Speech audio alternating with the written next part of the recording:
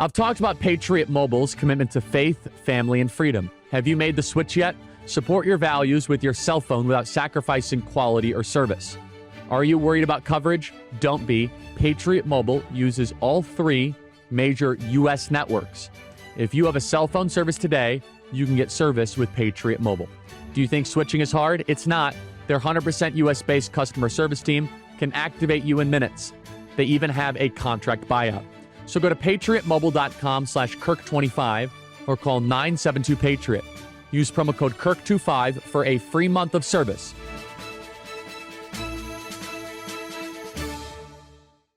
Do you think that prices will eventually go down? And how do you think that these tariffs will affect?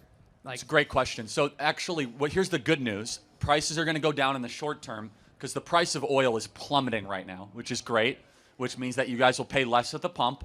Oil went from $70 to now $53 a barrel in the last couple of days, which is amazing. You guys will see that very soon. But I don't want to lie to people. Prices might go up in certain sectors. And I don't love that. I think long-term they will go down. And just so everyone's clear, you guys are about to get no tax on tips, no tax on Social Security. You guys are going to get a massive tax cut this year, which I think will make the tariffs go over a little bit easier. And I've also heard I've heard things on social media saying that these tariffs will actually not bring higher quality jobs into the U.S. And so, what are your thoughts on that? Yeah, I mean, obviously I disagree. There's a lot of guessing, so I'm not going to spend my time here guessing because we are embarking on the largest tariff experiment of the modern economic order. I think it's going to work, and if it doesn't work, I know President Trump will pivot out of it. But more importantly, people voted for it. And I think there's something even more disturbing when people say they're going to do something and they don't do it. People said, Trump, please bring back manufacturing. Please bring up our wages. And you got to give him enormous credit for the courage to do that, even when the market goes down, even when people are going after him. I think that's something that is definitely worthy of notice, for sure. Thank you very much. What's up, Charlie? I'm a huge fan. One thing that I haven't seen you speak on yet is your opinion on people sitting or kneeling for the national anthem and how someone who disagrees with that should approach saying something to them, or if they should say something to them. Well, yeah, people have a right to do that, and you should tell them to stop and to have some respect for the flag. I mean, I believe that when Colin Kaepernick did that. Yeah. I agree with you as well. I was just wondering. Is that still a thing? Do people still kneel during the national anthem? Yes. I just had 2 instances of it this past week, and I went up to them and asked them why, and they proceeded to say they have no actual reason. They just wanted to be disrespectful. So I was wondering how I could fix that personally, like if I have a conversation, or how should I approach that? I mean, yeah, tell them to, if you hate this country so much, leave. And you can't even stand for our national anthem. I think it's repulsive and an insult to every veteran that served this nation and bled and died for our country. Thank you, man. Appreciate it. Thank you. Thank you. Can you sign I'll sign it. Yep. Disagreements, guys, can work their way up. Yeah. Test. How you doing, Mr. Sir? So I agree with, I love you, by the way. So I agree with everything that you speak about and that you talk about, except one thing. So I drove 6.5 hours to debate this one thing and to settle it. So, Michael Jordan is not the GOAT, it's LeBron James. LeBron James? Yeah? No? Why do you think Michael Jordan's the GOAT? I mean, man, it's so self-evident. Okay, here you go. So earlier you were talking about how there's more whites back in the day, right? So it would be easier for Michael Jordan to play in the league against more whites. That wasn't in the 1990s. Okay, but the league was fully and well integrated by the 1990s. Who was the Hall of Famers that he played against in the finals? Isaiah Thomas, Magic Johnson, okay, Larry Bird, Hakeem Olajuwon, no, Charles okay, Barkley. Okay, so it's like Pistol, no, listen. Not Pistol Pete, but John Stockton. Okay, no, but listen. It's like a Domino's pizza, right? So if I've met you before. No, you haven't met me. This is the first time we've met. I think you were at Missouri State University. Oh, you're lying. Okay, but no, am I right? No, this is like a Domino's pizza. No, I'm right. You are not. You were at Missouri State University. You want to shoot for it, 1-on-1? We'll shoot for it. Yeah. No, you asked about the pizza. Ball don't lie. No, but for real, it's like a Domino's pizza. Do you want a pizza with good crust, or do you want a pizza with good crust, good pizza sauce, good cheese? That's what LeBron James is. He's got the whole package. Michael Jordan, what can he do? What can he do? He can score. Okay, I don't agree with Do you know LeBron. there was only one player ever to win the Finals MVP, the regular season MVP, playoff MVP, scoring champion, and defensive player of the year, and that is Michael Jordan, 6-0 in the Finals. By the way, do you know that LeBron James is 0 for 14 in game-winning shots in the finals or in playoffs? Hey. And Michael Jordan, Michael Jordan Okay. had the most legendary. Listen, there's one thing that my girlfriend taught me. Longevity is the king. I might not play that role, but that's what she said, and I agree with that. So LeBron James is way outplayed Michael. What, he played baseball. What, is he a baseball player or a basketball player? Like, come on. He was so good that he won 3 titles, played a little baseball, okay. came back and won 3 more. LeBron James has lost more finals than he has won. And wait, how many finals did Michael Jordan lose? He didn't lose any. Yeah, that's right. Wait, when you go into inner city Chicago or Philadelphia, are they wearing Jordans or LeBrons? Yeah, no, they're wearing LeBrons. Oh, they're wearing LeBrons? Yeah, I wore LeBrons in state Really? championship. What do yeah. they look like? It looks like you're wearing Nikes to me. No, in the so- state championship, I repped some LeBrons. Oh, yeah, they're Yeah. LeBrons? Yeah, sure. If the NBA, is it more popular today in 2025 or back in the 90s?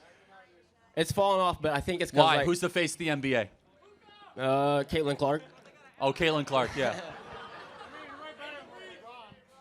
There is no argument. MJ is the GOAT. Thank you very much. I appreciate it. Can you sign my hat? You were from Missouri, though. Yeah, you got it. I got a good memory, right?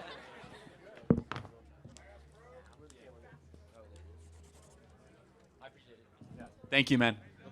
I was gonna talk to you about, like, I'm a high school senior. I go to the high school like right over there down the street. I was gonna ask you, what do you think I should do to prepare going into college? It's a great question. Thank you for that. Why do you want to go to college? I feel like, well, my parents are kind of making me, but at the same time, Bad answer. Why do you? You're your own sovereign being with your own agency. Why do you want to go to college? I feel like it'll just be a good start for me and in the career choices that I want because. Fair enough. What are they? So right now I'm kind of undecided in liberal arts and sciences. So I don't know exactly what I want to do, but you don't. But Just lock in. You just Thank ignore you. it. Yeah, my bad. So I kind of want to see what I'm going to do because, you know, you don't have to declare until your sophomore or junior year at most schools. So I want you to think deeply about whether you should go to college or not. I didn't go to college and worked out fine for me. We have way too many people going to college in this country, if I may speak so candidly. In preparation, learn as much as you can. I wish when I was 15, 16, or 17, I spent even more time reading books, trying to dive deep into big ideas. You can take Hillsdale online courses at charlieforhillsdale.com. That's charlieforhillsdale.com. You guys can take them free of charge. Make learning a top priority. So I was also going to ask, like, what do you have to say to all the students out here that are here supporting you, that are in college right now, that have, like, a bunch of student loans? What are you going to say to them? I mean, yeah, look, some of them are kind of trapped. I'll say try to graduate as quickly as you can and then try to use what you have and your experiences here. At best, college can be a great connective tool to find people in your industry. So at the very least, if you're here, find people that are able to connect and you're able to find internships or better better paying job because of it. Has your stance changed on college? No. No, it hasn't. It's always been this way? I have a book called The College Scam. I think I saw it right here. Someone had it over here. Right there. There's the book, The College Scam. Yeah. So why do you think college is a scam? Well, okay, happy to explain that. The national graduation rate, 41% of people that go to college do not graduate. And then half of the people in this audience that are in college, if they get a job, will end up getting a job that doesn't require a college degree, basically rendering their experience here completely useless. I wouldn't say it's completely useless. Like, for example, you know, I'll probably get a lot of hate for this, but my mom, she has an English degree, and she doesn't really do stuff related to English. She's the director of digital analytics at State Farm, and what she kind of does is she just, like, analyzes the data trends and kind of makes decisions from there. And she uses her English degree, like, every day to write emails to help her do all this kind of stuff with good language. Hey. No, it's fine. It's good. I mean, look, let me just say one other thing. And you're a high schooler. Thank you for coming up here. You deserve credit for that. It's not easy. So artificial intelligence is going to displace 99% of all the jobs you're getting degrees for. Most of the reasons why you're in school, your jobs will not exist. We're going to have to retrain the entire country to use AI and to find other jobs. And writing emails, Grok can do that. ChatGPT can do that pretty well. That didn't work so well for me. I don't think that would work well for me if I decided that one day I wanted to use ChatGPT on like one of my AP comparative government essays or something. Well, it actually works for a lot of people in this audience. I mean, you'd be surprised, right, guys? I'm not even endorsing it. I'm saying college has become a scam where it's like who can use AI the quickest and the best, and like you're not actually learning the way you used to. And by the way, the point also is that when you graduate, the jobs will not exist because they're going to have artificial intelligence doing these jobs for you. So I would argue that they aren't going to have artificial intelligence, and that's actually kind of a threat because what if it already exists? I'm not trying to like big time you, but like millions of people are going to lose their jobs in the next year. So heart surgeons are going to lose their jobs eventually. to AI? Yeah, 100%. Yeah, it's not. You can laugh. Do you know that? So, for example, in healthcare, there's an entire profession of cardiologists, for example, that read heart scans. They're going completely out of it. AI does it quicker and more accurately, and they do it in seconds. It's facts, right? In fact, people are detecting heart arrhythmias, cardiac blockages, places they need to have stents in seconds, where it otherwise would take weeks to get a cardiologist to look at it. Where's your evidence for this? I mean, look, man, it's pretty self-out. Where's my evidence? Yeah. I mean, anyone around you will tell you it's true. I mean, you could just look it up on any multitude of examples. What about a credible example? Type into any search engine of your choice, okay? AI detects tumor quicker than human, and you will see that all across the country they're using AI, and they literally have no use anymore for people to read scans. They double check the work sometimes, but at like a 99% veracity it works. Finally, other paralegals. Paralegals are like a thing of the past. Paralegals used to be people that would write up briefs. ChatGPT can read a 3,000-page legal brief in 30 seconds and summarize it more crisply and better in better language than a human being can. I'm pretty sure that's not all paralegals do, though. Paralegals basically read and write, and ChatGPT does that better than a human being and quicker and more accurately. I'm not here to debate it with you. It's a fact. AI's taken over the world, and I don't think people are prepared for that. Thank you very much. Okay, can I get a hat? Yeah, sure. Thank you. How's it going, Charles? How you doing? I've got a question for you on data science. You told a senior student earlier in high school that AI is going to take over millions of jobs in the coming future here. It already even is, this yeah. year. Some of them, yeah. But there is still critical fields that definitely won't have AI taking over anytime soon. Blue collar, zero threat for the most part. I mean, Now, look at the robotics is growing way quicker than you realize. Yeah, I mean, I'm also a master's in data science, but robotics isn't growing that fast. But I've seen stuff, man. I don't I've know. also, believe me, I've seen stuff probably more than you have. Well, so but, how many humans are working? Well, that's funny. How many humans are working in the Tesla plants? I mean, I don't know. They're I fully don't robotic, go so- and count them, but No, but they're fully I mean, robotic. there's been work lines that have been industrialized for years. I mean, look at Ford plants. How many people are working there?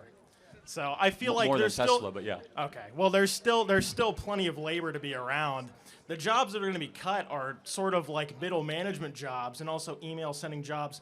Anything that's already been done already with ChatGPT and LLMs, the impact has already been had. The tools that'll come, I mean, you said earlier with like doctors, that's a really poor example because it's more of a force multiplier than it is something that'll take jobs. It's assisting people in getting readings, but there does still need to be a doctor there in the event that a decision needs to be made. So, Yes, but I mean, just to use the example, a level down is someone who looks at scans. They're not necessary anymore, right? I mean, you still need to have someone to look at the course. I mean, results. again, you're not- not looking at scans, but you're looking at results now. Not so- every job will be taken, but well, like I said, not even that many is the yeah, I thing. mean, Like, I completely you disagree. got to pare down the amount of jobs you think Okay. are going to be taken for sure. Well, But, so how many people do you think are in mid-level management in this country? I mean, a fair amount. Yeah, it's like 70% of all the jobs. I wouldn't say so. Oh yeah, no. I mean, for example, You probably get some stat, but let's just take Brown University. I happen to know this because I was just doing a study on it. 4,000 employees, 1,000 are professors, 3,300 are mid-level management. okay.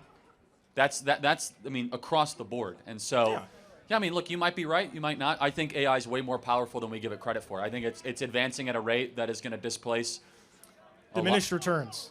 once you get to the final 10%, the last 10% is 90% of the effort. I actually hope you're right. I am right. I'm telling you, man. Like, I've done the research. I've worked in the field. Okay, yeah. I mean, do you think AI will get to a place of singularity? Absolutely not. And even if it does, it doesn't matter. I mean, are you familiar with set theory? No. Okay, so set theory is basically like there's a Venn diagram, right? So there's a Venn diagram of human intelligence.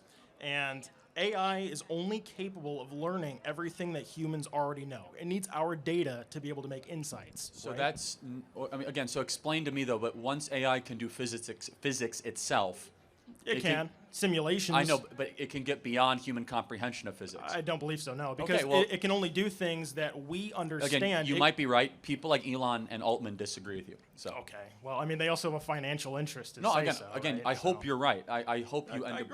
Right. So we want more jobs to stay. No, I'm I know, telling you that it'd probably be in the best interest not to sow fear into coming generations that AI. No, is it's this not. big, Okay, scary but thing, but right? the vast majority of people that are going to college are studying things that will be replaced. Again, the young man who came up here, what did he say? Well, my mom sends emails at State Farm. Okay, I'd probably say Yeah. that's a bad I mean, that example in literally- his regard. I mean, But, but for there's- him, you don't know what did he say he was going to go to college for? He said liberal arts. Okay, well, That's yeah. okay, well, art isn't going anywhere anytime soon. Image generators are kind of iffy. That's so. interesting. I don't know if I agree. Okay, You thank think you. they're good? I think they're fast. Are you doing a Turning Point merch with AI now? Not yet. Okay, you gonna get there? Oh yeah. All right. Can I get a hat for Smart. the field Yeah. behind me? Yeah. Smart commentary. Thank you, man. I really hope you're right. Hello? All right. Oh, sorry. I was chatting with that devil fella earlier because I like to hear people out. Even if I think they're ghoulish and I think they're up to no good. That's part of why I'm here. But he was telling me that he's actually going to put a curse for the plague on every single person here who is not pure of heart. And I don't know. I just want to let you know if I was hosting some kind of event and I was spreading That's okay. The disease- name of Oh, Jesus sorry. is superior to all the Okay. fake pagan nonsense of our time. Are you okay? He's coughing up Oh, that's blood. blood. I don't feel so good, Charlie Kirk. Whoa. Can we get him some medical attention or something? Is it like a shtick or something?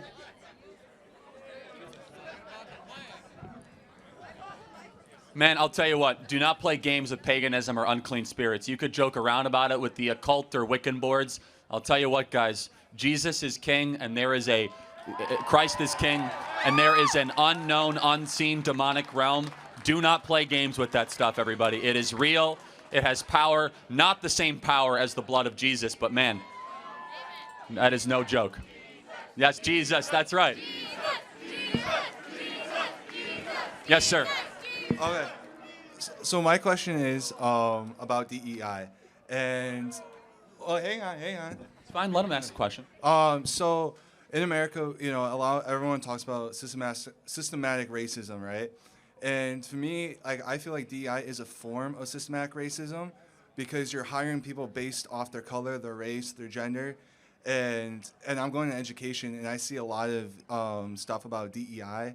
And I was just curious, what your thoughts do you think DEI is a form of systematic racism? Systemic, yes. Yeah, systemic. Yeah, for sure, it is. And I'm happy to discuss it with someone who supports DEI later. But we should not hire people based on the color of their skin. We should hire them based on excellence and how good they are at their job. Yeah, it's just very frustrating because I think that a lot of people think of systematic racism as systemic racism as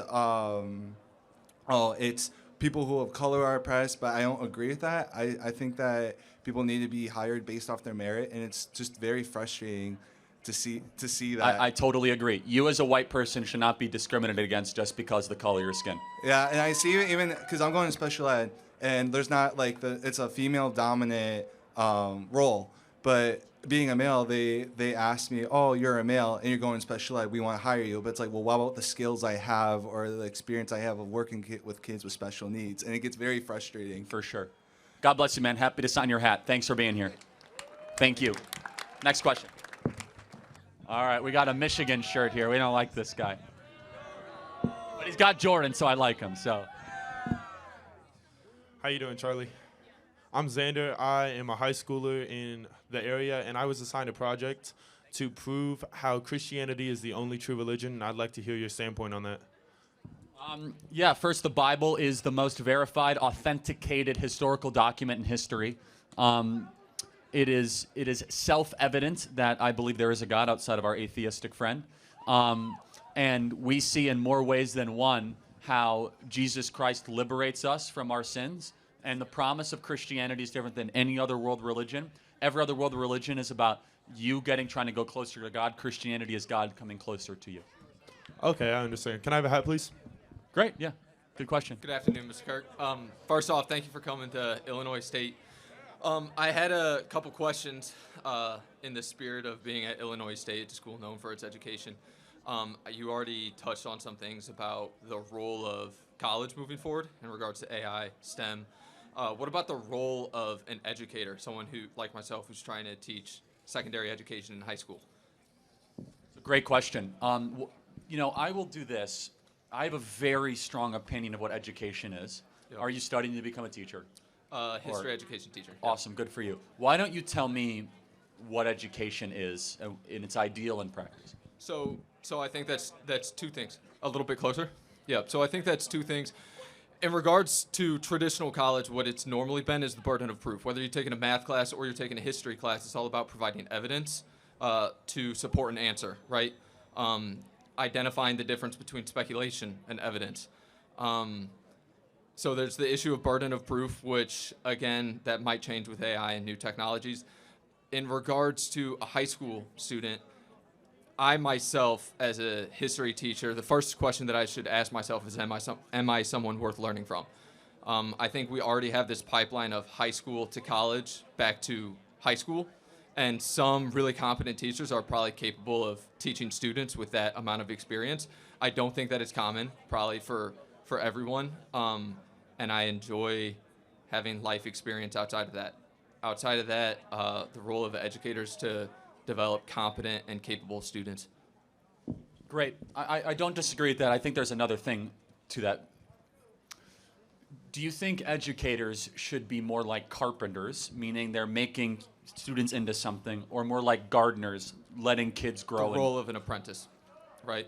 So not even, just metaphorically. Like, do you think that it's your job to turn a student into a specific thing, or to let kids grow into what they naturally are? The latter. Grow into what they naturally are. The latter, and also support that growth where it can be supported. Do you think it's your role as a teacher to point them towards a certain conclusion? No, but I think it's my job to help them identify, burden of proof, right? Yeah. Identify the difference between. That's where we disagree. I think, of course, it's the role of a teacher to point towards something. Okay. And that's fine. We're just going to disagree. We believe, as conservatives generally, that you have three truth claims: the good, the true, and the beautiful. Yeah. And you should try to point a child towards those things. You should try to read things that enrich and nourish their soul and their being towards an appreciation of the elevated things. Yeah. It's a difficult concept because none of that is probably talked about here at Illinois State, right? It's much more technical and mechanistic, and a German view of education. Exactly. It's normal, named after the German. Yeah, exactly. Where we have a classical view of education, much more Athenian in nature. Yeah. Where we want Alexander the Great to Aristotle, Aristotle to Plato. That apprentice-student Well, actually, it was relationship. Socrates, Plato, Aristotle, but that's fine. Oh, yeah, okay. That's okay. Yeah. That's, Look, I've already taken a couple L's this sorry. week. So, Jeez, what happened? Sparring. Oh, good for you. Sparta heavyweight, but Awesome, good. And that's fine. It's not a matter of disagreement. We think the teacher should challenge and elevate the student towards the good, and that a teacher should be unafraid to tell a student you're totally wrong. Yeah, 100%. And then and to try to get them to naturally get towards an end point or a certain conclusion. If, for example, if a teacher has, if they come to the conclusion, well, if my students believe whatever they want to believe at the end of this, it is what it is. We don't There's think a lot of flaws in that. Yeah. We don't think the teacher's done their job. 100%. If that makes sense. Yeah, So, thank you very much. Thanks, man. Have a great day.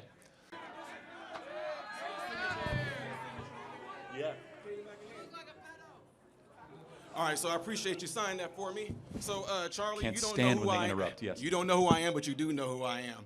So I want you to answer me this.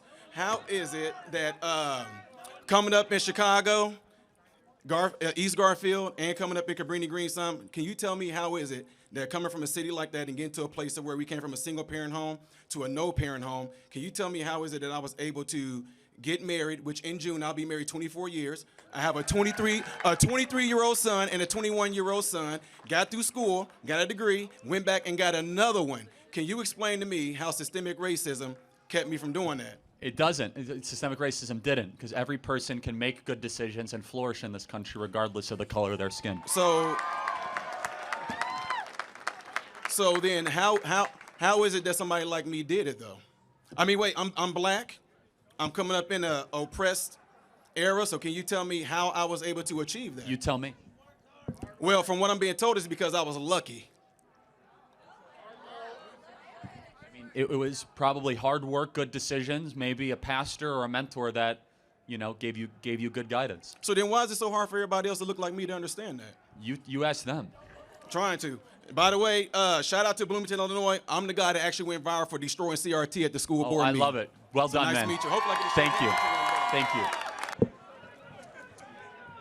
you. Before I start, my dad's your biggest fan. I was wondering if I could get a signed hat for him. And then also, Democratic primaries. I'm a big sports guy, so I'm excited for it this year because Stephen A. Smith's probably gonna be running. And Won't start for a couple years, but yes. No, I know. But out of all the people you can see running, like AOC, Newsom, even J.B. Pritzker, who would you pick to, win the primaries? I would love J.B. Pritzker to be the nominee, I'll tell you what. Well, I would be a big fan of J.B. Pritzker going because I want to see Stephen A. Smith just make fun of him the whole time, kind of like Vivek Ramaswamy saying to Chris Christie, oh, you graduated from Golden State Corral or whatever he said.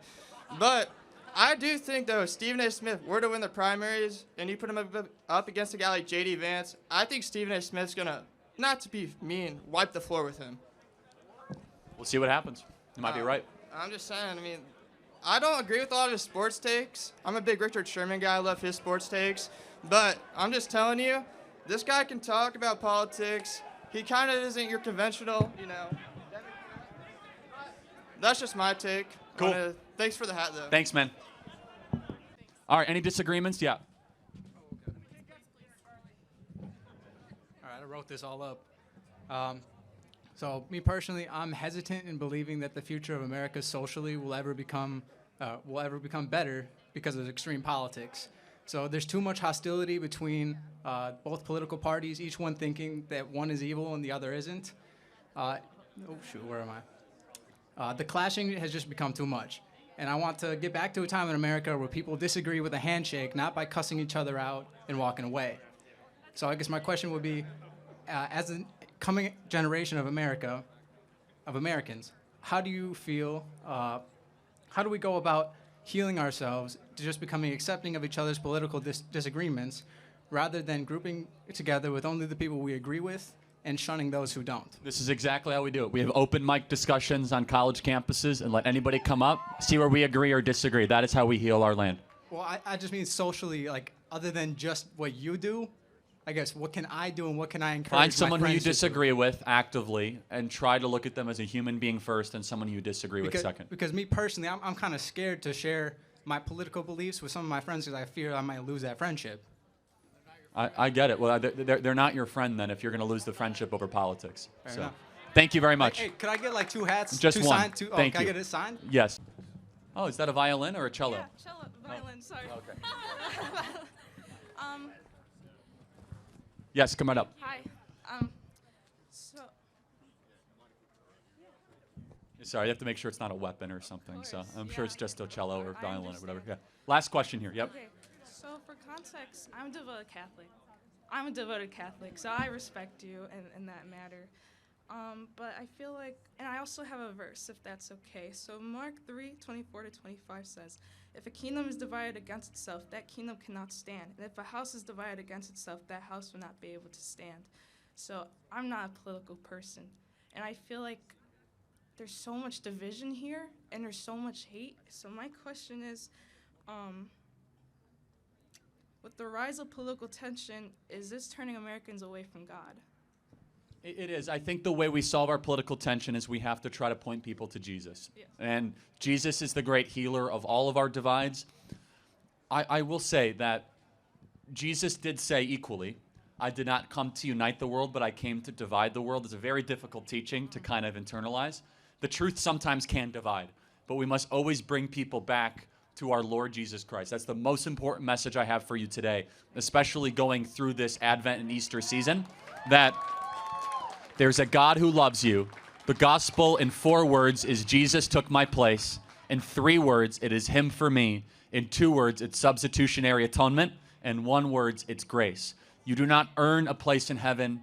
You do not do good things to go to heaven. It's by grace. God gave you a gift. He lived a perfect life. He sent his son on a rescue mission, who then showed us how to live, died the most cruel death in the history of man, to then rise on the 3rd day so that we can live forever and pay off our sins.